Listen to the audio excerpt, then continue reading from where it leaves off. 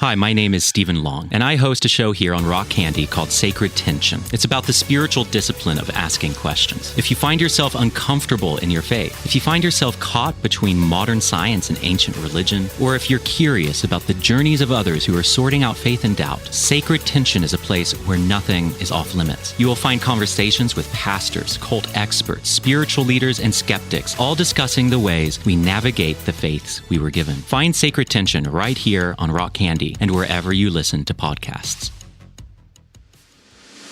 We have a really nice floor. It's like the stars in the universe. And our topics have been expansive like the stars. That was pretty stupid. Welcome to the 11ty Life podcast.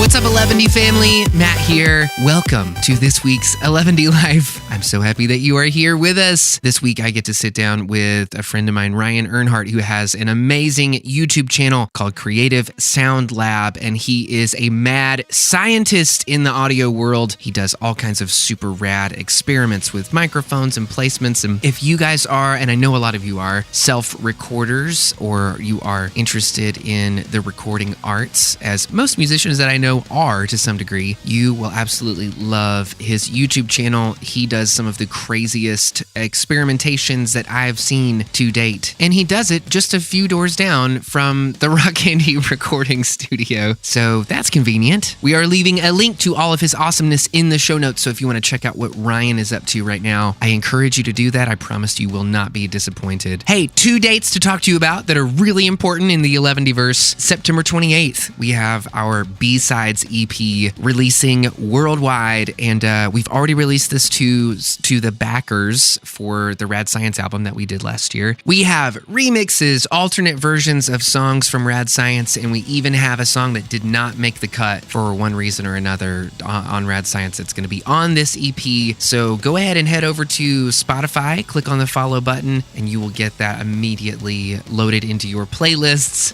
on the day that it comes out, September 28th. For those of you who are still download junkies, it's going to be all over iTunes. It's going to be pretty much everywhere that you can get a hold of music. We're servicing it there. So yeah, thanks for thinking about that. The other date that's mega important is October 5th. October 5th is our karaoke video competition deadline. So go ahead and make those videos. Get weird, get irreverent, stay hydrated, and have fun. Those are the 4 stupid rules for a competition. That's not true. Anyway, we're looking forward to all of the super coolness that you guys always come up with whenever we do competitions. I can't wait to see the karaoke videos that you guys turn in for this. So October 5th, don't forget about it. As always, thank you so much to the wonderful and kind people over at the 11ty Life Facebook group. If you would like to be a part of that, you should ask to join. We approve almost everyone to be a part of that. And as always, thank you to everybody who keeps stopping by the Rock Candy Recordings online store and perusing around for a moment. Okay, so buckle up. Here we go with this week's episode. Ryan Earnhardt.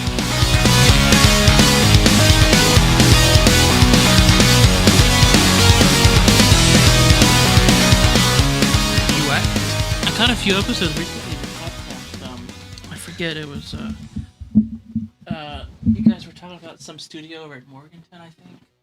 Oh yeah, our friend Ricky has a studio there. Like, he'd give you the keys and you'd go in there and stuff. And it was interesting to see, like, all the, like, even the way your guests are, like, interconnected sometimes. Yeah. I thought that was interesting. They all have kind of a similar background, too, of, like, you know, the, I don't know if it's burnt out, but...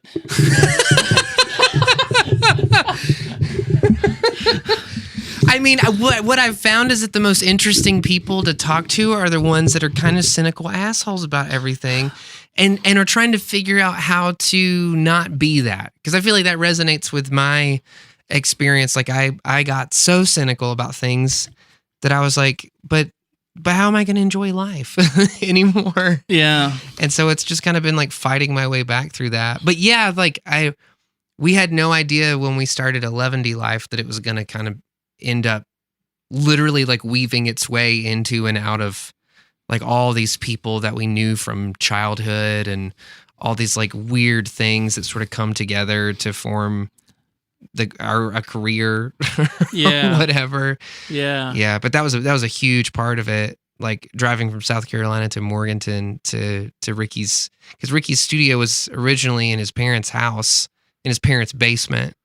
And I just remember like constantly trying to not piss his mom and dad off being too loud down there. But yeah. Yeah, it was cool to just really hear like all the connections that are going on, that you wouldn't really pick up on until you heard some of the discussions, and you realize people really go way back. Yeah. Do I have to be right on this thing, or is this a good? That's a good distance, actually. Is it? Yeah. Okay, so if I just look at you, you should be fine. Okay. Yeah. And we compress the shit out of it anyway, so it's like it'll get whatever it gets. So okay. Yeah. Yeah, dude. You were talking about are we putting starting a speaker now? where we always just kind of start. Because the thing is, like, if you end up doing an intro where you're like, oh, well, today we're sitting here with Ryan Earnhardt, and he's going to tell us a little bit about. Are we keeping this in as like this artsy? Like... Everything goes in. Everything goes in. I mean, unless somebody says something incredibly like racist or homophobic or that they're not proud of, every guest reserves the right to be like, when I said that, I just want to take it out. But that's actually what makes it interesting for me, is like, because it feels more like therapy when you just do it. Does it feel like a show? Does it feel like something that you've put on? You know what I mean? It's not like people come on the podcast and they're like, I've got this brand new album out and I can't wait for you to hear it. It's full of rock and roll songs about my life and about lovers that I've had. Like, who gives a shit? Everybody's got real shit to deal with in life. Yeah. And like, why not just talk about that? Like, yeah. Well, that's good. That's the good stuff. Yeah. Yeah. I'm just getting used to the format. I mean, I've done a couple other podcasts and I'm always just not sure what's going on. Like the last one I did with my friend, Lid Shaw over at Recording Studio Rockstars. Yeah. And I looked at the clock and I'm like, I felt like it was like 10 minutes or something in. And I'm like, I can't believe like we haven't at least progressed through like a third of my outline of like what he wanted me to go over, And like so you prepared for that podcast. Like, I prepared things you wanted for to talk it. about. And I'm so used to the YouTube format where 8 minutes is like a cutoff for me, Yeah. And for him, like, he's like, if we can just keep it to 2, yeah. I'm like, 2 hours? Yeah. It's just a podcast is so different. Yep. And YouTube's like, you're just going to lose people. Let's chop everything up. Let's have a bunch of jump cuts. It's normal to have jump cuts. It's funny that you bring that up because I just read this article in The Guardian that I would love your take on, with you having not read the article. But it was basically like covering how all of these YouTube personalities are experiencing burnout. It's all kind of happening at one time. And they're becoming a lot more verbal about it and kind of saying, hey, I've got to take a hiatus from my channel. Now, it's really hard for me to feel empathy for people that make millions of dollars and work in the entertainment industry, because part of being in the entertainment industry is being in front of people. And that's just kind of like, that's your job to some degree. But I think that what the article was hitting on was that there's this thing that sort of happened within technology culturally where people are to maintain an audience and to maintain those income streams and to keep growing your channel and your presentation online, you have to be in front of people so frequently that it's almost impossible for one person to do what it takes to maintain an audience, like in today's society, in the world. And there's this one example, I can't remember who it was, but it was this guy who plays video games on Twitch a lot. And he said, I was off of the platform for less than 48 hours and I lost 40,000 subscribers. That's and ridiculous. I'm just like, what? I mean, first of all, I think it's a little fucked up to do nothing but watch other people play video games. Yeah. Because it's just like, you're just, it feels so far removed from something actual, like, that's happening. Like, I can get tutorials, I get educating yourself, I get seeing what things are like, but just like spending hours and hours watching other people live life and other people have fun. Every hour that you spend doing that, you forfeit that for yourself. Like you give it away. You give away your life to these things, to watching other people do theirs. Yeah. And like, what does it mean? Where does it go? You never get it back. Right. Anyway, was that too much at one time? No, that's good. That's good. Now I don't have to actually read the article. Okay. But do you feel that pressure? Oh yeah. Yeah. Okay. I mean, right now I'm feeling it because it's like, I should have had a video out. I need to get it out. Let's go, edit. And I mean, right now I'm transferring data, you know, off a video chip onto my computer. And after this, I want to be color grading. After this, it'll be editing, boom, boom, boom. I'm editing double time, Yeah. So I don't actually have to sit there and watch it in real time. Right. I watch myself talk like a chipmunk kind of, Yeah. It keeps the pitch like regular, but it's double timed because editing, for one, it just takes forever. And then two, there is a point where you have to watch it in real time and really feel out the feeling of the cuts and the editing. Yeah. So editing alone, like filming, editing, it all takes so much time. I think there's a point that you really can't do it all. So you grow enough, and at some point you're able to delegate and hire an editor. You're able to hire somebody to help you film. You're able to hire somebody to help you research topics. Yeah. Because a lot of the time I spend is doing like audio experiments for videos. Like I have an idea that, okay, I think that this will sound bad if I did this. And I think that it'll sound really amazing if I did this. And if I can actually do this and capture it on video, right, this could be amazing for somebody that doesn't want to, pay all this money for this mic if they know this trick or whatever it may be, right? Yeah. So I'm always like in that state of like trying to figure this stuff out, but it leaves me no time to like do all the editing and even do, tons of research and stuff. So that there's a point where I have to say, it'd be really cool to go into this. Yeah. And, I think I've showed you when you were at the studio, but I do like a writing on this invisible whiteboard kind of thing. Yeah. And I've had several videos where it'd be like really cool to write out like, not even write out the equations because I don't want to get into doing math, but it's like, it'd be really cool to go into some of the physics with this. Right. But this video is not going to be able to go there because I don't have the time to do that research. This video's got to go out. Yeah. And it's got to get done. So there's a point where you start cutting down the variety of the shots. Yeah. I remember for me, the narration part was always like anytime I wanted to narrate something, it was because I forgot to say something to the camera. Right. But then every time I narrated that, it was like all these chopped up words and I'm like stumbling over words. Yeah. And it ends up being like a chopped thing of 5 or 6 pieces to make 1 or 2 sentences. And it just takes time doing it. Yeah. So, it's a very time consuming format to try to create. If it was just audio only, man, that would be a dream because, you literally just like, put this stuff together and boom, boom, boom. Like the computer can process it so much faster. Yeah.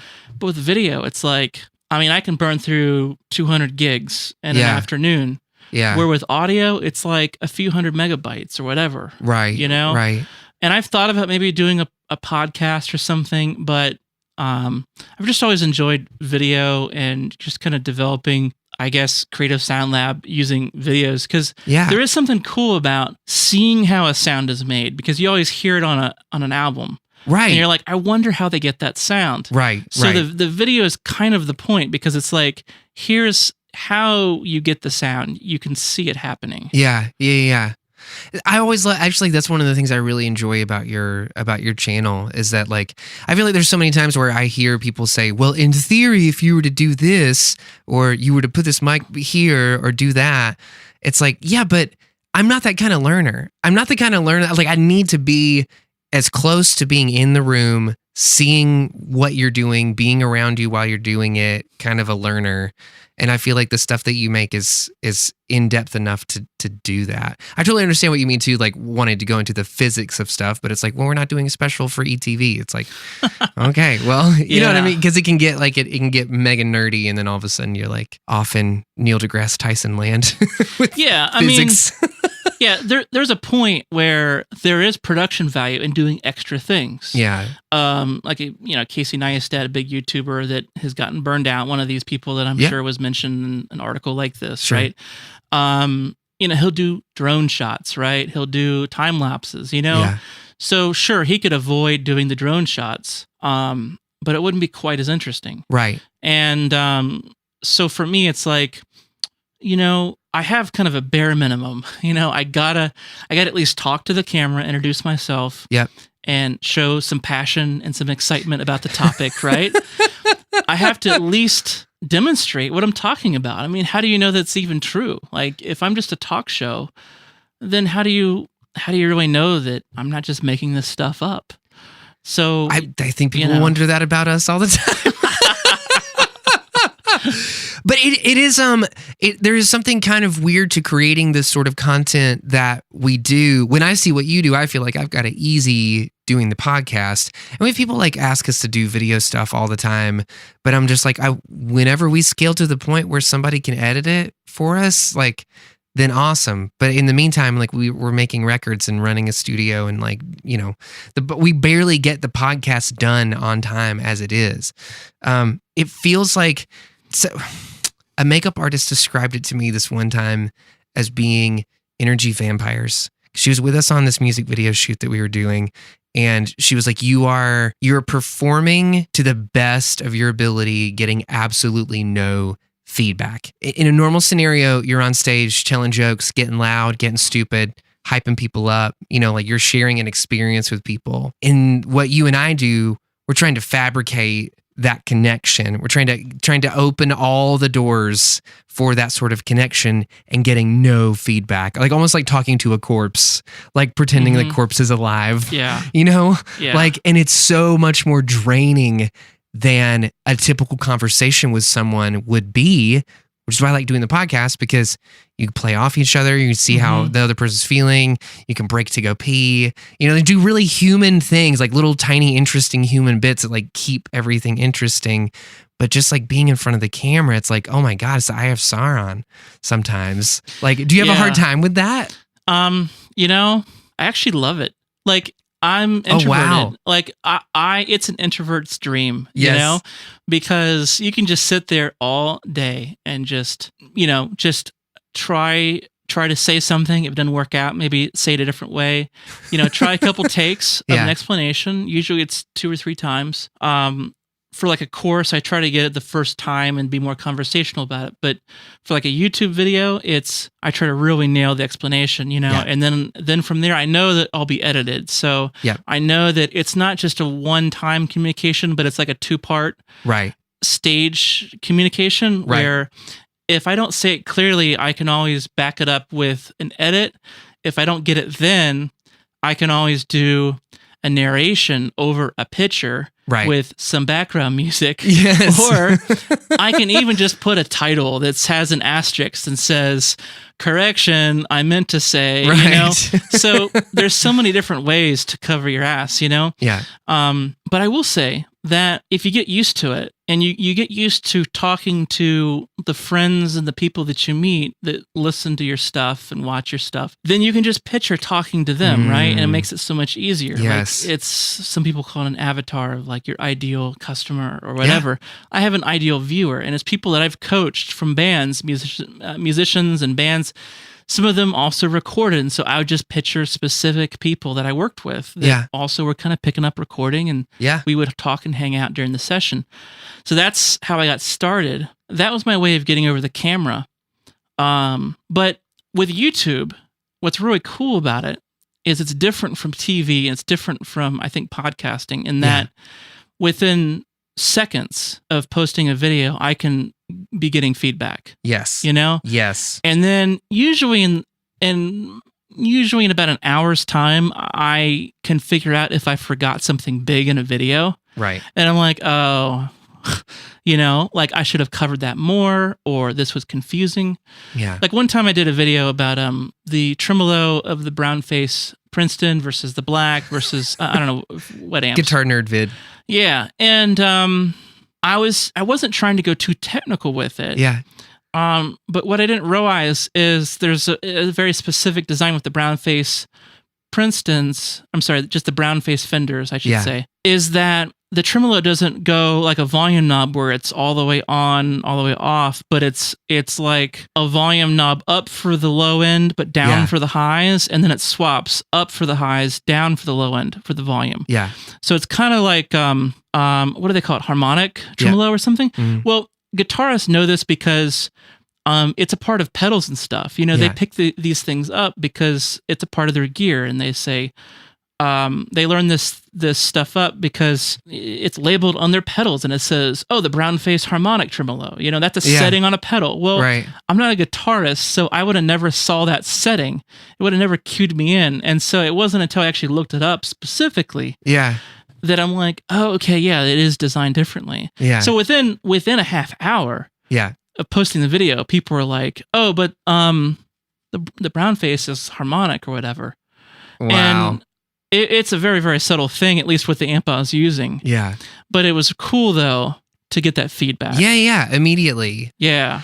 It sounds like your viewers are really kind about it. Like the people that listen. I mean, I'm sure there's assholes out there that make it difficult, but like it feels like you've garnered so much goodwill with these people that you've taught so much that when there is something like that where you're like, yeah, I'm not a guitarist, nobody's like, oh, fuck you, Ryan, there's no way, you ignorant. There has been that a little bit. Like there's this one guy that said, okay. And I have a comment about why it's actually a good thing when these comments come around. I'll get to that in a minute. But I had this one guy, and he literally goes something like, and not talking to me, talking to my audience. So it's like, so he's leaving a comment that's saying this, or Okay. So he's talking like I'm not seeing it. Like usually people they say stuff to me like, hey, don't you think it'd be good to show like this, or it'd be cool if you showed this. It'd be great to turn the camera on for your next video. Yeah. So, but this guy is like addressing my audience, right? Which is like red flag number one of like, he's going to say something that's just kind of, below the belt, maybe. Who knows what he might say. Right. But then he goes on and be like, do you people just believe this guy because he talks with conviction and has dreads?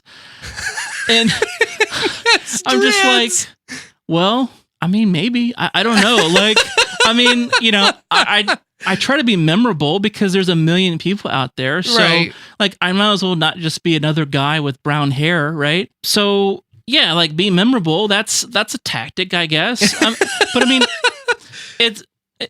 But, I mean, ultimately, like, a hairstyle is a personal choice, right? Like, you do it for other reasons. But, yeah, I mean, I do talk with conviction too. So the fact is that it's just a grain of salt. You can't go. You mean getting negative feedback on? Yeah, I mean, you have to take it with a grain of salt. Yeah. It's actually good. I'll go there at this point, I guess. Yeah. Is that when you see any sort of negative feedback? Sure. It's actually a great sign, because what it means is that you're getting out of the bubble of your own followers. Uh-huh. And you're getting to new people, right? Right. So let's just say that there's 5 grumpy people out of 100. Yeah. Well, chances are is that your content has been a filter over time of it filters out those grumpy people, and they just say, I don't like this guy, and they go somewhere else. But then when you grow and YouTube starts showing your content to new people, which is exactly what you want to grow. Yeah. Then you start getting these signs of like, where do these grumpy people come from? Like, that's what I wonder, because there's and maybe you can relate to this. I have not seen one video on the internet that got me so damn mad that I had to comment on it. I just haven't. And there's some shit on the internet. Yeah. There's a lot of false things on the internet. I mean, there's like the craziest parts of humanity are the things that get shared the most on the internet. And I've never come across a video, even when I knew it was wrong, it was false information, it was dumb. I'm just like, guys, it's free. It's on the internet. It's not, like this. It's an unregulated wild west of information. Who gives a shit? Yeah. If it does upset you, what is it? Who does it serve for you to like post a comment saying something negative? Yeah. Like, why? I don't know. I guess it's like something I can't relate to because I've never felt that strongly about something I saw on the internet to where I'm like, oh, that's wrong. And everybody needs to know that I know it's wrong and I've got the right answer and everyone should be looking to me. I'm like, who has time for that shit? Yeah. Yeah. So that kind of hits on where you get your own conviction about who you are and your authority that you bring to the table, right? Tell me your thoughts on that. So, a lot of it is getting that feedback from your followers of like, okay, like I'm on the right path here. Right. But a lot of it is actually just doing the time and saying like, okay, just rinse and repeat over and over again. Right. And eventually you convince yourself that like, yes, I actually know what I'm doing, like I know that I can do great drums. I can do great guitar, or I know how to coach a vocalist through a really hard session. If they're stuck or if they're inexperienced, I know that I can do it. Yeah. And so it becomes a point where you don't need the validation. You just kind of know. And that's a good place to be. Now, with my stuff and with anybody's stuff, if you're a musician making stuff, you kind of have to just make it because you make it for you, right? Yeah. You just, you can't really care about the reception. I don't know where I picked this up, but it's like art is only art because the reception doesn't really matter, like you can't be worried about the reception of an art piece. It's kind of like your second wedding. The reception doesn't matter. I'm just kidding. That was a low blow. Yeah. But well, to someone, it's just a joke. Yeah. I totally get what you're saying though. Like and actually that's something that comes up on the podcast a lot. Is you have to make art because it's the best version of you. Right. Because it is you elevated. It is you uninhibited. And that's like, it's people's journey where Jessica and I are reading this book right now called Big Magic. And it's all about that. It's all about like getting by yourself, dedicating your time to your craft and not worrying about if anybody's going to pay attention to it or not. And the funny thing is, the less that you care about that, the better art you kind of make because you free up that bandwidth of worry in your mind and you just kind of hone in on bringing to light all of the weird little bits of magic that you have inside of you that come out in creativity, songs, videos, expression, like thoughts about the world, thoughts about God, like any of these things. So yeah, that it's funny that you bring that up because I feel like so many people on the podcast talk about that. Like you really can't. The people that I see doing it just for money, it's a really short conversation. Yeah, and with them because they're like, well, yeah, because it sells. And it's like, well, congratulations, you're the most uninteresting person I've ever talked to. Like, because you have no conviction about anything other than your bank account. Like, I don't know, it's weird. I like that about you. Thanks, man. I feel like you go out of your way to not waste the audience's time. I feel like that's part of your conviction. It's like, why, if I'm going to do this, why would I just sit up here and bullshit people and waste all of their energy when people that watch my channel clearly want to make better music? They want to make better records. Yeah. I mean, there's some topics that are just like, why would I ever want to do that? Yeah. Like what's one? Maybe, sample rate shootouts or tubes versus solid state shootouts or like stuff that people are already tired of arguing about, right? And it's like it's such a boring topic that there's just nothing there to go on. Right. But you pick a topic and like here's something that I'm working on is the idea of the sub kick, right? Uh-huh. It's a speaker, right? Why is it that it's in a drum? I could do it to where the video was about how to make a sub kick. Right. That'd be interesting. Like a sub kick microphone. Yeah. Or how to mix with a sub kick microphone. So tell everybody who's listening who may not understand like what part of the drum sound that's trying to capture and why that's important.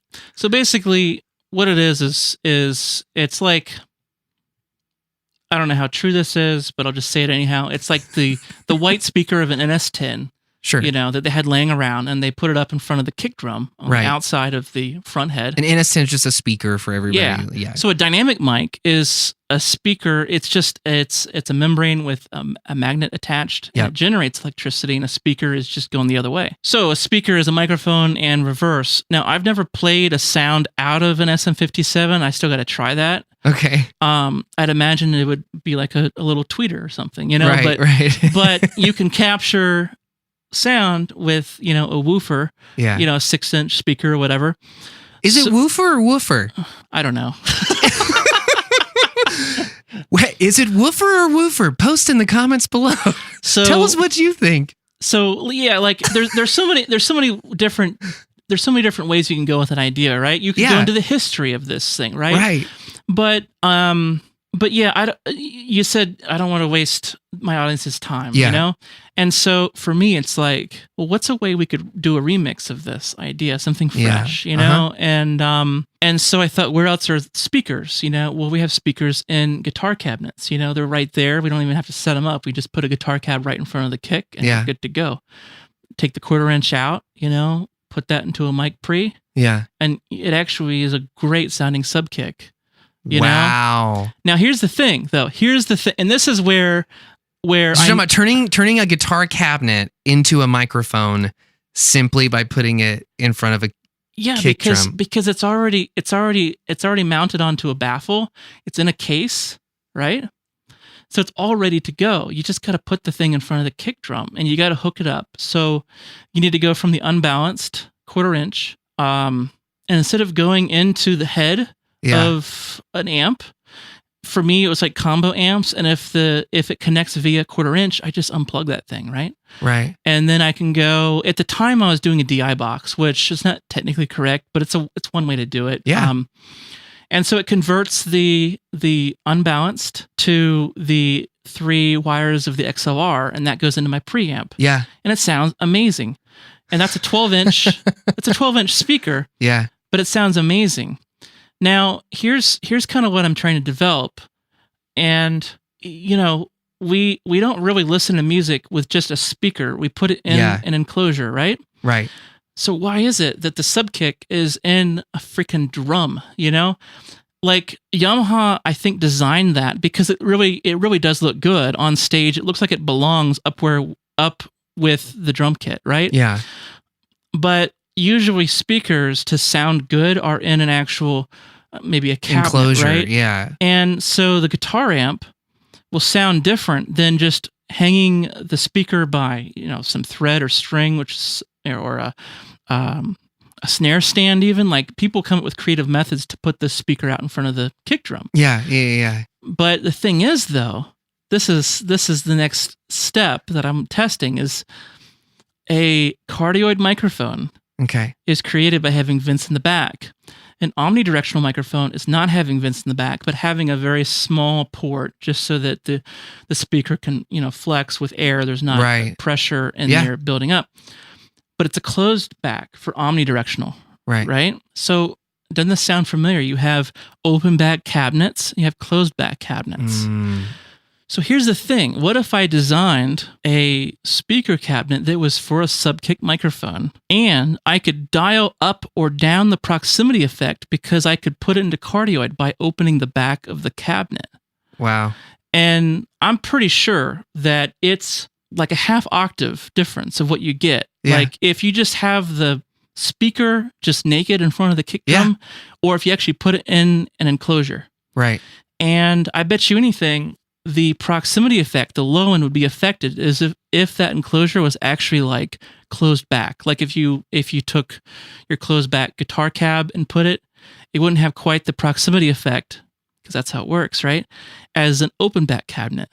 So there's still money on the table basically for sonics that nobody's really tapped into, because we're still used to this idea that subkick microphones should be in a drum, right? Because it looks good on stage. Right. But if you look at how microphones and how speaker cabinets work, it's like there's something there. So that's kind of the stuff that I'm always kind of chasing after, you know? You're a freaking mad scientist. I mean, because you literally, right before we started the podcast, you went into our live room and you were like, it'd be really awesome if you were to like reamp your snare in your living room. Yeah, you have your best reverb plugin in a room up there, you know? I know. I'm saying this is what I love. One of the things that I feel like you and I end up talking about a lot is there's so many different ways to be creative with audio and with recording and getting very distinctive sounds. And there's an artistic process to understanding all of that and how it works and sound and pressure and different microphones and different techniques and stuff for doing that. But you and I work on a ton of projects all the time. And there's sometimes where like fashion over function kind of feels like that, like that's the thing that's happening. It's like, oh, okay, am I going to spend 3 hours trying to get this one effect by like rigging up this whole thing? Or am I going to throw a plug-in on it because I've got like 6 other projects lined up and I feel like I've got a few like rules in my head for what those things, like if it's a project I'm really passionate about or that like there's a big budget for it and so I have time to sort of play around with stuff like that, I feel like I would spend way more time figuring out sounds and trying to figure out something distinctive, some sonic branding that I can sort of put on that project itself. But if it's just like, it's a medium budget sort of a thing, it's got to be done by the end of the week, and it's actually for a commercial. It's not, it's not like people are going to be streaming this thing on Spotify like constantly. Then I feel like it's not necessarily shortcuts, but there's quicker ways of getting the job done. Right. They're not as satisfying because you didn't work as hard. If to get this one sound nobody else is going to be able to replicate. Right. But like, I don't know, what is that? What are those lines in your mind when you're working on projects? Like, do you have a set of rules and regulations for when you go into super creative stuff and when you're just like, okay, reverb plugin.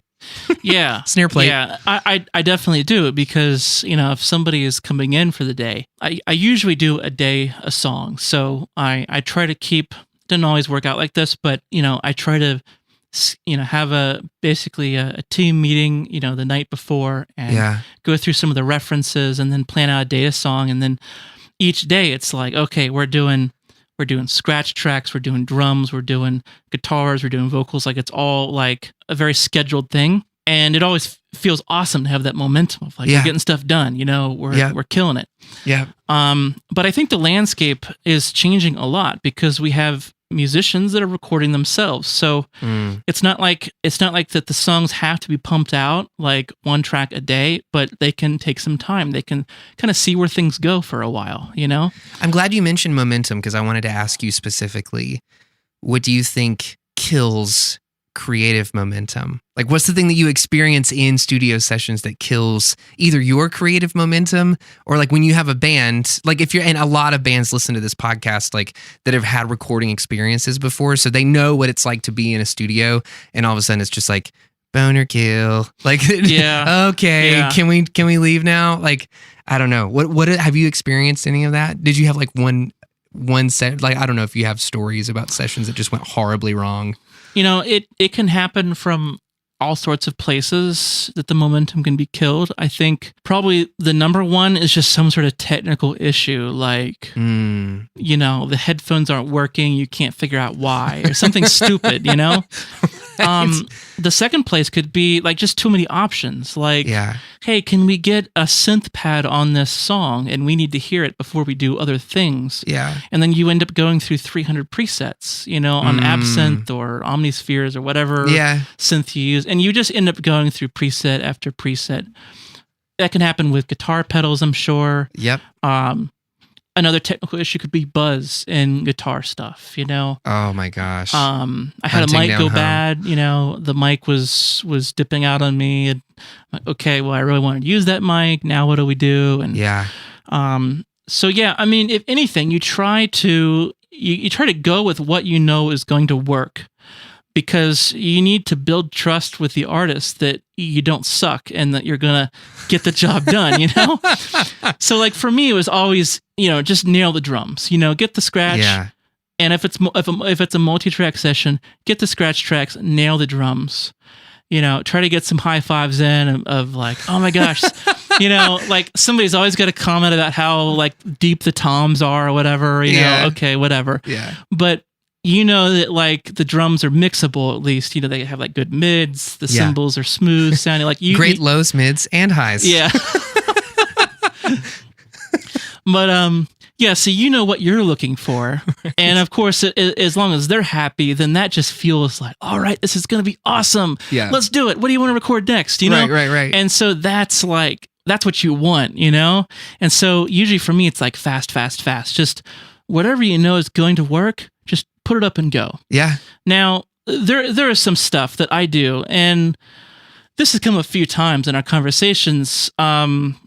I'm sure with us and some other stuff that I've done for podcasts and stuff. And it's obviously a thing where people think that I'm just dicking around the studio, like on people's dime, maybe. But the fact is that you really can't, and I really don't. Like I did a experiment with a garden hose, right? And again, the landscape is changing, so some commercial studios have downtime, right? And so maybe they want to try this stuff out.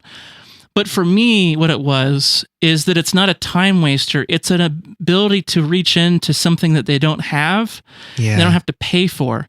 So like your living room is reaching into a territory that big studios have with their echo chambers, right? Right. So that is an A-grade asset for your studio that you're able to dip into is a service and a quality. It's not a time waster necessarily. Yeah. Because you may have that just rigged up and it's output 5, input 5, you're good to go. Yeah. You do an in-out plug-in. Yeah. And all of a sudden, like, if somebody's up there, it's like, what the heck? There's a vocal coming through the room, Yeah. But the fact is like, it's just like a plug-in. As long as the speaker is turned on, like it's ready to go. Yep. With the garden hose, it was, if you are recording in a small room, the sound going into the garden hose goes through the garden hose and down to the mics at each end of the garden hose. Right. And when you tape it up real tight to the garden hose, it gives kind of a reverb-like effect. And it sounds kind of like a room mic. It's kind of muddy, and you add some compression with a real fast release time, and it just gives people an ability to have like a room sound if they're recording in a bedroom. Right. So it's one thing that you might set up and mess with for a while the first time you do it, but then you could just leave a couple of old SM57s or like the Pile knockoff 57s, you know, and then it's there, it's not really a time waster, but it gets you access to something you don't have, which is a room sound. And in your case, you have an echo chamber now, I'm pretty sure that on the next 11D record, I'm calling you to come over and help me set up a snare plate or chamber to turn the living room to a snare chamber. Jessica's gonna love this. Your dogs will love it too. Oh my God, I'm sure. Go nuts. Oh my God. That's so good. One of the things that I've seen like kill creative momentum is exactly those things, like too many options. But I also have seen, I know that people, especially singers and bands, love seeing stuff come together really quickly. So like one of the things that would always bum me out is like 11D records just take a long time to make because we experiment so much. And so it's like, we'll write the parts, like the songs will come together pretty quickly, but getting the tones just right, all of the editing that goes into it. We use a ton of analog synthesizers, and so they glitch out a lot. So you may only be able to get like 5 or 6 seconds of audio out of them at a time before you have to reset stuff like with them. It just depends. Like, but I feel so much more connected to those songs when they're done than I do the songs where I just like dialed up a preset and maybe like tweaked a preset for a second and then called it a day. I don't know. I think there's a place for both of them, but there's something, I almost feel like there's something more human about the amount of time that you spend getting the sound that you hear in your head or just being able to experiment. And that's what I really appreciate that you do for people. I feel like you give people an excuse to experiment because you show them badass experiments that like actually have cool results at the end of them. Yeah. I mean, there's a few ways to slice this, like, it depends on how you create. You know, are you somebody that writes the music and records it at the same time? Or do you do everything ahead and then you're coming into a studio and bam, record it all, you know? Yeah. So if you're somebody that is still kind of figuring out the parts and you're okay with recording as you write and figure out parts, then yeah, I mean, you might want to leave yourself a backup option, you know, get the DI for your guitars, get the MIDI for your synths, you know, so that you can always replace that synth with a different sound. Yeah. And I would almost advocate that it's better to do everything in Ableton Live, boom, boom, boom, use the stock stuff, and then have a reamp day, have a MIDI out day where you're plugging in the real stuff. Yeah. And you're going through and after the creative part is done, which is kind of the hard part of figuring out how does this song go and what parts does this need? Should it be this little arpeggio over here? And do we need kind of this pulsating thing over here? And what's the bass line going to be? You figured all that stuff ahead of time. And then it's kind of more of a deep dive mixing thing where you're not just mixing, but you're also experimenting with sounds. Yeah. You know, so there's some sounds that are going to stay, like, which would be like the vocal, the drums, acoustic guitars, but then you have your DIs for the electric bass, if you're playing a 4-string, 5-string bass, whatever. But, you know, you can reamp the guitars. You can redo the synths if you have the MIDI. Yeah. So there's so many different ways you can swing it. The finite resource is that creativity and that momentum.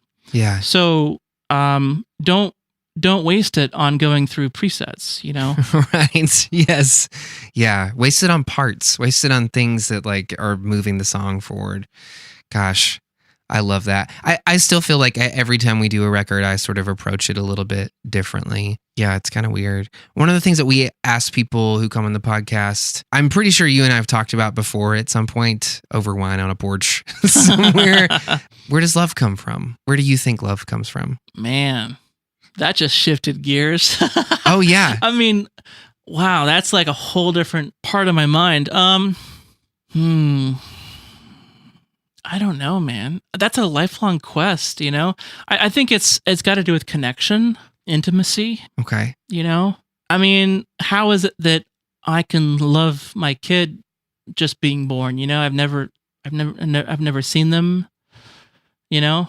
But for some reason, I love them immediately, right? Yeah. So I really don't know. I mean, that's such a deep question. That would take a lot to unpack. Yeah. We've had some people on the show that are like pretty quickly will say, I think it comes from God. And to which we're like, where does God come from? God claims to be love, or Jesus claimed that God was love when he was here. And I think that feels kind of like a too quick of an answer for me. You and I love creating things. We love manifesting recordings and audible experiences by pushing vibrations of air into and out of microphones. Why do we love that? Why do people love picking up a pen and channeling thoughts and stories and experiences and fictitious places? And like, I don't know. I feel like I think about this shit all the time. Yeah. What is love? Is love something that sort of we just evolve to have, like, it, and one day science will be able to explain what love is, because it's the one thing that sort of keeps us alive. It keeps us empathetic to each other, and we have to have each other as a species to survive. Or is it something supernatural? Is it something as simple as like, no, you just decide. Sometimes you have feelings, which aren't love.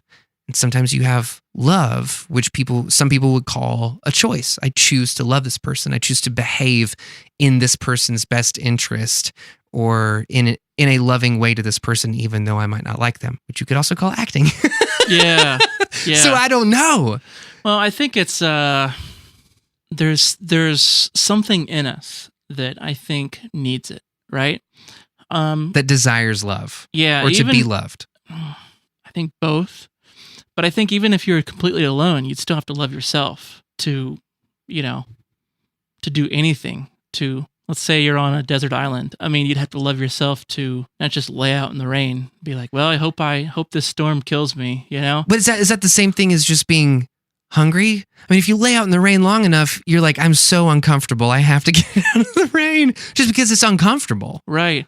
But I think that nobody really wants to be in that place. I think we do want to be in a place of love, whether it's for yourself, that's being loved and loving others. I think any shape or form of love, I would say is where everybody wants to be. And I think I kind of don't like the phrase, but people say like, fear is the opposite of love, and you're either doing things out of fear or out of love. Right. And I don't like the phrase, but it kind of does make sense, because there's a lot of stuff that I do that's just stupid and it's out of fear. Like, why didn't I do this, or why don't I have more confidence here, or try these things? And, and it was because of fear. And if I just loved myself more and I said, you know what, Ryan, like, you got this. Like, look at all the good things you have. Yes. Look at all the good things you can do. Like we talked about experience, or I forget what we were talking about, but when you've done it so many times, you just know that, okay, you can do this, right? You can record drums and it doesn't suck. So you say to yourself, wow, like, I was doing this out of fear. I didn't take this gig because I was fearful that I wasn't good enough, or like I knew that like I'd worked hard enough and I knew that I could handle it, right? Do you think sometimes maybe that it's like that you're afraid it will cost you love? A decision will cost you love. It will cost you acceptance. Like, if you do something and you fail at it, people will watch you do that, and they will somehow withdraw their love from you. Withdraw that with their thought. It'll change the way that they view you, that they see you. They'll see you as a weak person. They'll see you as ignorant. They'll see you as not having your shit together. Yeah, but that's that's almost the point, though, is for it to not be conditional. Yeah. So, like, we talked about this earlier, when you make music, you're doing it to love yourself, right? Because it's self-care, right? You're doing it so you don't go insane and kill yourself. Like, that art literally keeps a lot of people alive. Yeah. And in some way, you could make the argument that when you give it to the world for them to be allowed to take part and view it or listen to it, right? It is a loving act to give that out, right? Right. I have a lot of like electronica music and stuff that I never released, Yeah. And I realized that was just for me, but it would have been better to get it out. And out of fear, I didn't do it. But maybe I should have given it out and let people enjoy it. And so we also talked about making videos of like, well, I had to do it. I couldn't care about the reception, right? Right. Because art can't care about the reception. So you end up making art. So you see, it's not your art that cares about the reception. It's your fear that does. It's the right. Yeah. So I'm circling it back around of like, you do the art because you want to invest in yourself, right? You want to express yourself. So yeah, the answer is yes. Okay. Where does love come from? Ryan responds with yes. Next question. Oh my God. I love that. You actually, like, I've been pretty open about my journeys, my weird sort of journey out of faith, and like, or at least out of Protestant Christianity, or like religious practices that I grew up with, and like being a part of the Christian music industry and all of that stuff. And it was actually coming to hanging out with you at your house, like a month ago? Yeah. Maybe? Yeah. That I was like, I think you actually encouraged me. You're like, maybe you should talk to somebody. Because you had opened up about going to therapy, and we can cut all this out if it's too much, but and that was kind of like the last nudge that I needed. Because I've been thinking about, like, I really do need a place outside of the podcast, which is absolutely therapy in a lot of different ways for me. But like, I just started to realize, like, gosh, I'm in my 30s now, and I just have all of this shit that's built up. I thought you were supposed to have it together by now. Oh my God, no. That's the thing. Like, anybody who has the answers, you should run away from. Yeah. Anybody who's searching for them, you should hitch a ride. Like that, I can't remember who said that. I might have even mentioned that on the podcast before. But yeah, that was part of a conversation I've had with somebody a couple weeks ago. And it was like, that makes so much sense because I feel like there's so many people trying to sell you a better version of life, a better way of doing life. And I think I had just become so cynical about all of it. I mean, I also feel like I have this balance of like 50% cynicism and then 50% complete awe and wonder at how expansive and crazy and weird and immense all of these different things like reality and love and people and connection and intimacy, like where you're talking about them. Like, what does that actually mean? Like, what does it mean to be intimate with someone? I'm in my 30s. I'm still trying to figure it out. Yeah. Like how to let myself go and how to be present with people. And I've been doing this on an artistic level for a while, trying to figure that out. But I really struggle with it on a human level because at some point art beats you down to the point where it's like, put me out, like release me. And then you're like, okay, God, here you go.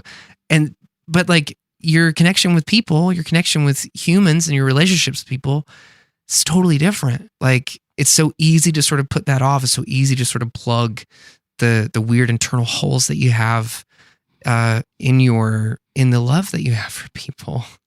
In the way you respond to them and how you make it through the day. Do you ever like run into people sometimes and you're like, I can't imagine ever feeling loved by you. I can only ever imagine feeling calculated by you. I can only ever imagine you sort of moving around me in ways or like just responding to verbal stimuli that I give you, which we would call conversation. But I don't imagine us sharing something. I don't imagine us connecting in a very human and meaningful and powerful way. Yeah. I think I'm beginning to notice that more like as I get older, and I realize that's why I asked you about love. Yeah. Because I feel like that's all of that is sort of approximating what I think love might be. It's all kind of on the table. Yeah. Yeah. Wow. That's a lot. Did I freak you out? Well, I had something I was going to say, and then like there's like 3 other things in there too. So now I kept running my mouth. I'm sorry. Yeah, being present. That was one of them. Yeah. You know, that is such a tough game to get good at. Yeah. Balance is another one. That's a tough game. Yeah. Like these are lifelong journeys. Like Mr. Miyagi said in Karate Kid, like, yes. Daniel-san, balance is the key to everything, Yes. like, so those things are like huge. It's so hard to be present because you have so much just shit like running around your head that it's a filter. And there's so many not social, but I was going to say social distortions, but cognitive distortions. Great reference. Yeah. And it makes it so hard to even know what you're viewing, right? Like I can get really bad at not seeing clearly because what I see can be so distorted. And, my wife is great. She's like, honey, like you realize like they didn't mean it like that. Like you just have to say like, hey, I would mind, if this happened, can we not do that? Right. It's not that they're out to take over, I went so far with it. Yeah. And so, like being present is so deep because it also means that you can catch those thoughts too when you're present, of like, that's a weird thought. Like, I don't think that's really true. That seems a little extreme for me to be thinking like that. That's not useful. Get it out of here. You know? Do you have ways that you do that? You have things that you do to help sort of flick away those thoughts when they come in that you're like, that's a fucked up thought. That can go. That's not going to help me get through the day at all. I'll have to think about that one, but while I think about it, okay. The hardest part is just identifying that you're having that. So identifying that you're even looking through the filter. Yeah. you put on glasses, you forget that you're wearing glasses, right? But eventually Right. you're like, oh yeah, these glasses are tinted green, like. So this is what you would call the cognitive distortion Yeah, that you're yeah. experiencing. Yeah. And if they're clear glasses, well, cool. But then all of a sudden you take the glasses off, you're like, oh, okay, like my vision isn't quite as clear or whatever. Right, So right. you get used to having them on, and it's hard to realize that, like, oh, right, I'm still wearing glasses, Yeah. The fact is like you're almost always wearing glasses, and you just have to acknowledge the fact and realize, like, okay, this looks one way, but it really is just another way, Right. 'Cause maybe I saw somebody wearing like orange tinted glasses, and so like they're cool looking glasses, kind of vibey, but I bet you anything, like the colors looked all jacked up, Yeah. like there's no way they're going to be doing color correction in Photoshop wearing like cool vibey tinted orange glasses, Right. because their just perspective would be totally off. Yeah. And like even like the screen you choose, right? Like that affects things. You calibrate your screen, right? Yeah. Because like that's again like that's a filter. Studio monitors, that's a filter, right? Like it Yeah. can throw off your perspective, and so like there's so many different ways that your perspective can be off. But if you learn of like, okay, like my monitors are doing this, there's a little bump that makes my toms sound a little louder, but they're not actually that loud, that my Right. monitors make them sound loud. Right. Right? Like there's a Radiohead song, They're There, that my monitors made the tom every time on that groove that he plays. Like Yeah. every time, like that was a check for me in a lot Yeah. of rooms. Is like, how loud is that tom? And They're There. But I just knew that like that tom was louder. Again, like bring this back to life. We have these filters, and you Yeah. just have to, if you can just identify the patterns, Right. you've made it. But Yeah. until you even know the patterns until you know that patterns are happening, Yeah. you're lost, and you're going to make assumptions on top of those distortions, and that's where the real shitstorm happens, because now you're just lost, Yeah. And for me, that happened way back. I Yeah. mean, gosh, grade school, high school. I mean, I just started learning things that were not correct at all. Right. Um, What were some of those things? I was thinking about this, and to kind of bring it back to the faith topic that you mentioned, like I learned how to play with a band in church, Yeah. and I was the first drummer of my parents' church. Yeah. What's interesting about that, and a lot of people learn how to play or sing in church, Yeah. right? Yeah. It's a good starting place for I a lot did. of people. Yeah. But what's interesting about that is because of how the vibe of the church was, and because of the previous history of that church, just being the first drummer there, there was some people that didn't like it, right? So what's weird is that I learned that me playing drums was somehow something to be ashamed of a little bit, right? There's a lot of settings in church that, hey, hit those things, like let's get the praise on, right? Make a joyful noise, whether it's tuned or not. Yeah, and break down, the praise groove, and but this wasn't that, this was a subtle reminder that drums, how they naturally are, should not be loved, but somehow, because they're loud, they're naturally loud, their natural state and their condition is something to be ashamed obnoxious. of. Yeah. It's and so for me, it's like, so my natural abilities is maybe something that I should be cautious of, or insecure about, or even shamed about. Wow. And that still to this day, it's like, if I play drums, are my neighbors going to be pissed at me? Oh, this is one of the first things we talked about this afternoon when you came in. Yeah, so right there, that's what, probably 8th grade? Yeah. Going back to an issue that I'm dealing with yesterday, because I don't want to You're have so self-conscious about the volume of the drum. Yeah. Exactly. Because I don't want cops showing up, because it's this deep-rooted thing that people said that it was less worshipful to be fully on and fully bringing it. And mediocre was rewarded, Wimpy was in a way rewarded because my gosh. You tap and you play quietly. You know what I'm saying? Yes. Like, so again, like the therapy could have been great for everybody in that situation because those people could have realized, if you accept, here's another thing, if you accept instruments for who they are, then you're able to celebrate who they are. Celebrate what it is that everybody has to bring to the table. Gosh, I could think of different references right now of like pieces of the body, hand, foot, ear, whatever, and for me, maybe I was the guy, the hands clapping, right? I was the noisy part, I could think of like all the references to percussion and stuff in scripture, but none of that was covered. None of that was celebrated. Instead, it was like, this is what we're used to. And it's just too much in one direction that we're not comfortable with. It sounds so similar to what I grew up in, which was, looking back on it, I would call it a celebration of solemnity.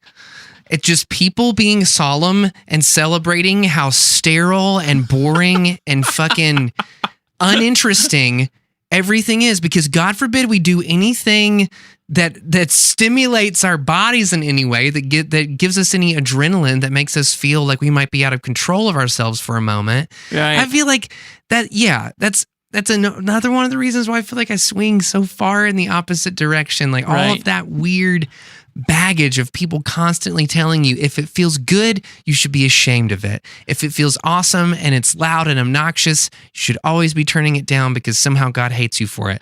Right. Like none of that's true. That's them projecting their cognitive distortion onto other people and just perpetuating shit onto other people. I mean, that's I'm getting a little worked up about it. Like, but I totally understand what you're saying. There's no reason that 8th grader Ryan should have to carry that shit through his whole life. There's no reason. You know? Oh, gosh, it breaks my heart to think about. Anyway, I did want to bring up, the drums have been a little loud lately. It'd be great if you could tone them down. No, I'm just kidding. Yeah, that's crazy. What are you going to do? I was going to say something in there, but I can't remember what it was. But yeah. Whatever. Oh my gosh. I've got, where does love come from? Therapy, balance, fabricating passion for YouTube videos. I know what it was I was going to say. Yeah. Is you mentioned this, I don't know, you used some big word, you're a wordsmith. I didn't quite, I forget what it was. It was that, like, you're in one like feeling and you celebrate. I said like celebrate the mediocre, or and I've noticed this pattern where a lot of the worship songs and stuff, like they're geared to make people like just be on the brink of almost crying, like where they're like really like it's almost like they want to stay in that zone. Yeah. Yeah. And it's really odd to me. Like, I don't understand, like, Sigaros, like, covers the whole range. Yeah. And they take it to hell, they take it to heaven, and anywhere in between, right? Like, the breadth of the emotion that happens there. Yeah. So why not celebrate that whole range? The whole spectrum of life. Yeah. Yeah. I don't know. I have no idea. I think because at the end of the day, or my experience with church has been that so many times people are trying to fabricate an emotional experience in the same way that you and I maybe fabricate excitement or passion or enthusiasm when we don't have any of it. It's to perpetuate this narrative that like, I know people are watching me. I need to be giving them the best of myself. And sometimes it's acting.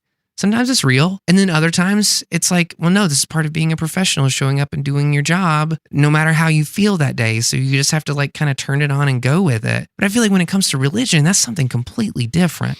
Right. Because I feel like what they're doing is they're consistently creating a fabricated moment of emotion and of calmness and of peace. And that doesn't really exist in the real world. When you walk out of the doors of that church, you realize that it's the same thing as walking out of a movie. Like, You were emotionally manipulated by people who may not call it that, may not understand that that's what it is, and may not agree with my assessment that that's what it is. But like, it's funny how everybody my age is so done being manipulated and we don't go anymore. Right. Because there's no substance in it. It's just pure manipulation. Not to throw everybody's heart and intent and work, on the chopping block and just be rid of it. I don't mean it in that way. I just mean systemically. Like when you zoom out and look at it, why is no one going to church? Why are millennials done with it? Right. We've been saying this for years. Like, okay, well, take note. Like it's yeah. I think there's lots of angles to that. I think that the people that you come into contact with, everybody's doing great. But the fact is that when everybody's doing great and I'm not, then all of a sudden I'm the only one having a shitty time. Right. And I can't actually voice that. So when everybody there is doing fantastic, then I can't relate to anything that happens there really, because nobody's seeing what I see, and nobody's really relatable to me. Right. Because everybody's so awesome that day and that week, and everybody's having a great time. So that's one part. Because if they're real, it's almost like what they're selling doesn't work. The product doesn't work anymore. They're selling you this life, this marriage, these kids, this everything, just what your life should look like if you're doing it right and you're somehow pleasing Christ, whatever that means. Right. Like, right. It's false. So you mentioned the other thing that I was thinking about is the whole idea of the product, right? So to some extent, I understand like how you grow an organization, you grow a community, right? Like I grow a YouTube channel, right? Like it takes some organization. You can't just freewheel it every week because nobody would know when to come together at the same time. Right. So there is an element that is understandable. And there is an element of having a product or some sort of coherent system and like a program that happens for an hour and a half that makes sense. The problem is when it's not necessarily a product, but it's literally life, and you're talking about life, right? But it doesn't spill over into real life topics necessarily. So a modification of this could be, let's have a time that there's a gathering, but let's let people share real stories where they can actually share where they're not making it, and they don't have the answers necessarily. And then all of a sudden it's less of a product, but more of a, wow, I can relate to that. Like, dude, tell me what you did. Like, how am I going to make it through this? You know? Yeah. And so it's more of it's more genuine. Yeah. Yeah. Now I've done a lot of church gigs, and I had some serious like anxiety and stuff going into this. And man, it took me a long time. Anxiety going into doing some church gigs, Right. Right. It's the South, right? And it's just a part of being a working professional here, and I have like a Swiss Army knife of skills. I can do lighting, I can do sound, I can play drums, any of those skills, like I fit pretty well in that environment for what they need to do. But I was really like, turned off by some of these things we're talking about, right? Like, because I don't have it together, and I want to be around people that I can resonate with and relate to. Yeah. But I will say, and I do want to round this out and challenge you and others that I have actually blatantly stuck up for these same people. Sure. Because I have a friend, and I said, hold on a second, you do see the rhythm of the service, and you say that rhythm, it means that it's not genuine. But I actually do see a lot of good. Like, it's buried in there, and, there is your typical stuff. But if you can look past that for a second, if you cannot be so sensitive to that, not get hung up on that. Yeah. Because there's a lot of issues. There's a lot of jadedness, right? I was getting hung up on that. Yeah. If you can look past that, then you can see like, wow, like this dude just offered to like help me with my plumbing, you know? And this other guy offered to mow my yard because I couldn't walk because I had gout and my wife's pregnant. Where are you? Where did did you experience this? This sounds, it almost sounds too farcical to be true. Yeah. This was the experience that you had. Yeah. And then some other lady, like, who I will say, like, always kind of rubbed me the wrong way a little bit. But that's the thing. Like, it's the lens, right? It's if you can just be present and get over the distortions of like, oh, this person, matches the stereotypical person that's drove me nuts all this time. and I'm jaded and I'm sick of it. And I never want to deal with those people again because they hurt me, whatever. Right. But if you can just say, you know what? What's the now, right? What is it? And get over those distortions in the lens and say, wow, like, and move on to the what now. Wow, that's really nice of you to offer clothes because, to be honest, like, we're a little short this month, and that's actually going to help, like, going into the winter months, like, that's really cool. And actually being able to say, like, genuinely, like, wow, thank you. Like, that was really nice. Not saying, wow, you're just giving this close to us so we feel obligated to come to your service now, like, and I don't feel that obligation at all. You know what I'm saying? Like, sure, like, absolutely. I'm super, like, professional and I'm polite, but I don't feel the obligation because I don't look into it that far. I just see it as like, they're being genuine people. I'm able to hopefully look past my baggage, right? Yeah. And I could, if you look for it, you can find it and you can see it there. Now it's mixed in with, the typical stuff, right? Like the music that kind of sounds like music we're all used to, or the sermons that use the same kind of phrases, and phrases we get hung up on or whatever. Yeah. But the fact is if you can just get past some of that, there's a lot there. So, I mean, I would say you're healthiest when you can see both sides to something. Absolutely. Then you actually know that you're not being completely unfair. You're hopefully in a better spot. And it took me a long time, like, a few years. Yeah. Of anxiety to, like, get over some of this stuff. And even still, like there's been some guest speakers and stuff, and I was, like, furious on this one guy. I was just like, I can't believe like some of the stuff he's saying, and it wasn't anything of what he was talking about, but it was like he was picking on kids in the audience for doodling, and he was pointing at me in the back and saying, it was always kind of like patronizing comments about how I'm cool because I got dreads and stuff. And I'm like, dude, I'm not trying to, like, be something you. I know. It was weird, man. It was weird, and, like, there's still some things that rub me the wrong way. Okay, so I'm not over it yet. No, but, like, I had the exact same experience. I had this weird thing where I had this like, Jessica and I went to go visit this church. This is a few years ago, and it took us a couple years to even build up the gumption to go. We go to this one place, and it was almost exact. It's so funny that you say that because it's almost the exact same experience where they had a pastor that stood up there and he just kept looking at me like I made him so uncomfortable. And it's not like I showed up in a fucking unicorn costume. You know what I mean? Like, I just looked like a regular person.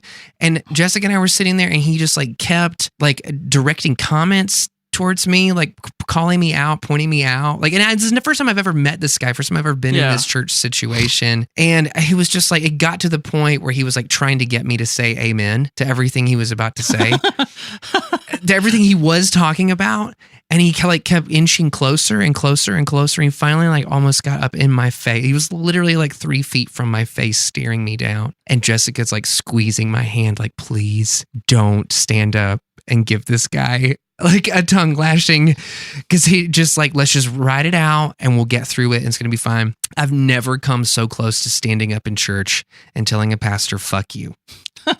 I mean, I know that sounds crazy. It sounds sacrilegious. It goes against every single thing, but I just, in that moment in time, that's one of my trauma experiences with church, which is like, I know he's one person. I know in my mind that there are hundreds of thousands and millions of people that attend church that love the structure of Christianity, that love the community that they experience, and that use it as an excuse to show up and be like, I've got things to give. I've got money, I've got clothes, I've got time, I've got expertise, and I want a way to share this with other people who are in need. And I don't mean in any way to discredit that. I think that's beautiful. I think that happens all over the world, with or without a church, with or without the walls of a church happening. But yeah, I appreciate your challenge. I don't want to come off as that guy who's just like, everything's fucked up and nothing's ever going to get better and everyone should just leave church and da-da-da-da. I have strong feelings and strong opinions about it, but at the same time, it's not like I'm blind to the fact that it's people. Matt, you're upset with the institution. You know what I mean? You're upset with Walmart. You understand that the employees all have lives outside of Walmart. Yeah. Yeah. Yeah. So anyway, I love that. Yeah. I was talking with my therapist about this grocery store that we have here a lot. And I was just so mad at this grocery store chain. Did you leave a comment on YouTube? Dude, I have vented online about this. I was so mad. This is probably 6-7 years ago. I